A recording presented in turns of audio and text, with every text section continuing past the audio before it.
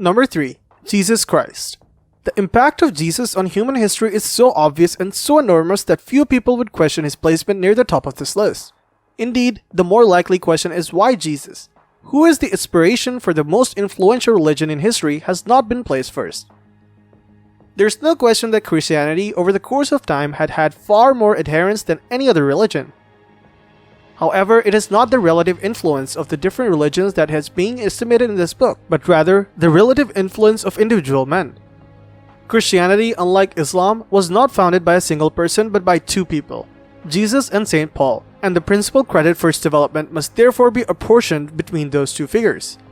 Jesus formulated the basic ethical ideas of Christianity, as well as its basic spiritual outlook and its main ideas concerning human conduct. Christian theology, however, was shaped principally by the work of St. Paul. Jesus presented a spiritual message. Paul added to that the worship of Christ. Furthermore, St. Paul was the author of the considerable portion of the New Testament, and was the main proselytizing force for Christianity during the first century. Jesus was still fairly young when he died, and he left behind a limited number of disciples. At the time of Jesus' death, his followers simply formed a small Jewish sect. It was due in considerable measure to Paul's writings and to his tireless proselytizing efforts that his small sect was transformed into a dynamic and much greater movement, which reached non-Jews as well as Jews, and which eventually grew into one of great religions of the world. For these reasons, some people even contend that it is Paul rather than Jesus who should really be considered the founder of Christianity. Carried to its logical conclusion, that argument would lead one to place Paul higher on this list than Jesus. However, although it is not clear what Christianity would be like without the influence of St. Paul, it is quite apparent without Jesus, Christianity would not exist at all. However, it does not seem reasonable to consider Jesus responsible for all things which Christian churches or individual Christians later did in his name, particularly since he would obviously disapprove of many of those things. Some of them, for example the religious wars between various Christian sects and barbaric massacres and persecution of the Jews, are in such obvious contradiction to the attitudes and teachings of Jesus that it seems entirely unreasonable to say that Jesus inspired them. Similarly, even though modern science first arose in the Christian nations of Western Europe, it seems inappropriate to think of Jesus as responsible for the rise of science. Certainly, none of the early Christians interpreted the teachings of Jesus as call for scientific investigation of the physical world. Indeed, the conversion of the Roman world to Christianity was accompanied and followed by a drastic decline in both the general level of technology and the general degree of interest in science. That science did eventually rise in Europe is indeed an indication that there was something in the European cultural heritage that was favorable to the scientific way of thinking. That something, however, was not saying of Jesus, but rather Greek rationalism, as typified by the works of Aristotle and Euclid.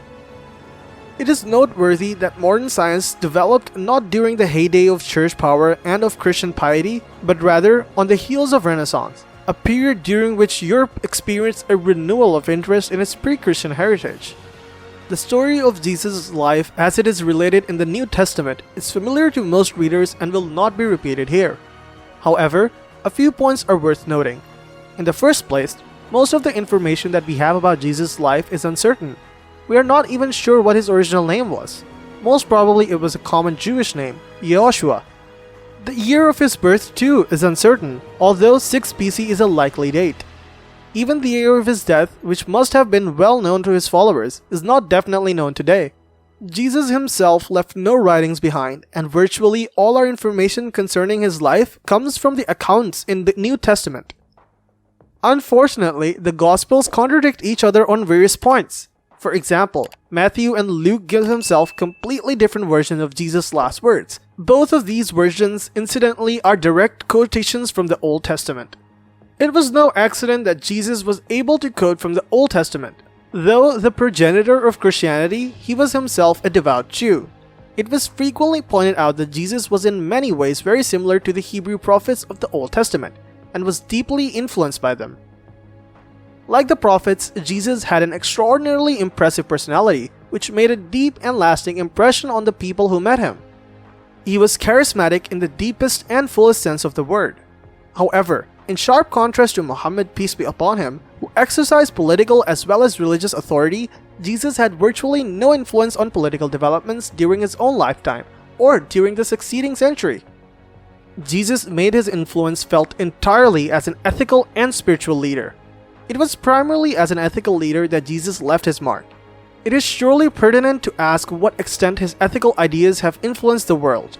One of Jesus' central precepts certainly was the Golden Rule.